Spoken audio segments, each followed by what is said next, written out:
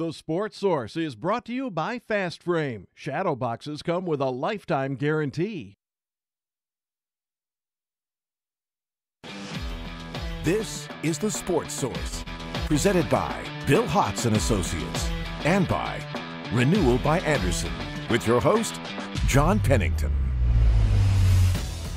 Good Sunday morning and welcome into The Sports Source, presented today by Renewal by Andersen. You ever seen that movie Groundhog Day, where it's just the same thing over and over and over again? Well, Florida 47, Tennessee 21 last night at Neyland Stadium, as you know. We're going to break down that game and talk about all of the problems. We mentioned a lot of these problems in the offseason. I don't know that we saw them as being as bad as they are. We were called negative in the offseason. I think we were actually positive in hindsight. We'll talk about all the things and how they look, and I hope you like gallows humor, because we're going to try and be having fun while we discuss this funeral. I'm not going to sit here and cry over it. First segment of our program brought to you by Renewal by Andersen. 30-day window sale throughout the month of September. That means hurry up, hurry up. Buy one, get one 30% off. No interest, no payments, no money down for 2 years, 2 whole years. Get a free quote. Visit rbaknoxville.com, call them, or visit them by September 30th. You got a week to go for a great deal on the best windows in the United States of America. Renewal by Andersen. Want to welcome in the wave of panelists here. The first one, VFL Brian Randolph, VFL Will Overstreet. Congratulations on being honored last night. Thank you very much. And then for leaving before the before the end. Jimmy Hines from WNML, Josh Ward from WNML. Thanks to everyone for being here. Before I turn it over to you guys, I want to run through some stats that I thought stood out to me about last night and about the season so far. So let's take a look at the bad. UT with 6 turnovers, which led to 24 Florida points last night. Florida had 1 turnover, which led to 3 Tennessee points last night. Average starting field position for Florida on their scoring drives, Tennessee's 39-yard line. You don't win a lot of games that way. But before you go saying, well, defense played well, the average gain per rush for Florida, about 6 yards. Average gain per rush for Tennessee, 3. Average gain per play, Tennessee less than 5, Florida more than 7. All right, that's the bad. Let's go to the bad. Here are your first 9 drives for Tennessee. Everyone saw this, I'm sure, in the first half, but I took it past the first half because you had fumble, interception, turn it over on downs, field goal, safety, fumble, kneel down in the half, and then you immediately came out in the second half. Technically not a possession because you fumbled it on that opening kickoff. That's the bad. Let's go to the bad. Tennessee drive starters, this is how they started their drives last night. Not first downs, but this is just the first down to start a drive. Rush for 3, rush for -2, rush for 4, rush for -2, rush for none, rush for 13. Garantano, hey, they try to pass to start a drive, incomplete. Rush for 3, interception to start the drive. Rush. Not that it's predictable or anything. And then finally, let's look at the bad. Tennessee in first quarters this year, against the good teams they've played, they're in a 24-0 hole. And they were only up 13-0 after the first quarter combined against 2 terrible teams. Tackles for loss, Tennessee with 24 on the year. And even though you've played ETSU and UTEP, your opponents have 32. Gentlemen, a lot of crap on that screen. Where do you start? And we'll just talk about last night. Where do you start? Turnovers, offensive line, team wasn't ready when the lights came on. Where do you go? Well, I think the first place you look, if you're standing on the sideline watching that game as the 98 group was at that first quarter, what you're looking at is a Florida team, forget the turnovers. They're a 14-point better team, more talented team on the front 7, on the offense and defensive line than you are as an entire team. It is pure and simple. This is not a very good Florida team on the defensive line or offensive line, but they are 14 points better with their talent compared to your talent. That's a hands-down statement. You can watch it. They play on our side of the ball on every single snap.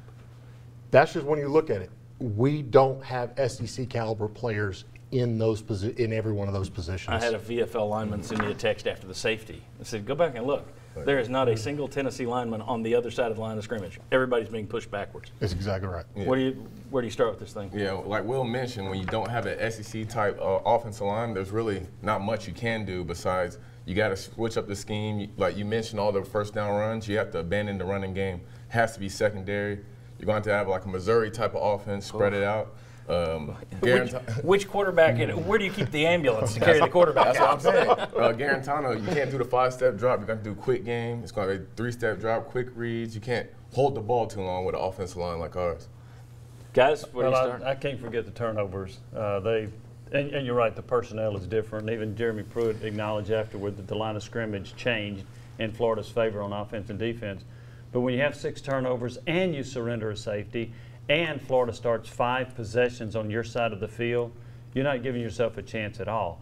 It almost reminded me a little bit of that 1996 game. Of course, the caliber of players were a lot different, but when Tennessee started out and got behind 35-0 when they had 4 first-half turnovers, this was like this. This was a comedy of errors for Tennessee, and they just played horrible and not a very good team, and but all the mistakes they made was ugly. And Florida's 47 last night. Speaking of Steve Spurrier, not even Steve Spurrier ever put 47 on the Vols in Neyland Stadium. That's the most points ever scored by Florida at the University of Tennessee. Josh, thoughts on last night's game? Yeah, and the ones that you can share on television. Right, yeah. Yeah, you said it was crap. I think people watching right now, even though it's Sunday, are probably using harsher words at home. I would add to it that I think watching the game, it's like Tennessee's players know they're not very good right now as a team. Go back the fumbled kickoff to begin the second half, then watch the tackling effort as Florida ran into the end zone. I'm sure that Jeremy Pruitt's going to see that on film or already has, and that's going to be a problem. I think that speaks to where maybe the mindset is as well. You had the crowd.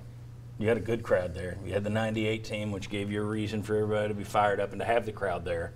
Florida didn't even bring many fans. I mean, that was not a great Florida team, yet you were not ready to play. When the lights came on, and I thought that was part of it. I just thought it wasn't that Florida's got better athletes. Okay, they do. They do. Even though they're not what Florida used to be. That's a 4-win team from a year ago, and that offensive line that you really didn't have a terrific day against was one of the worst in the nation last year. It was down there with Tennessee in terms of sacks allowed.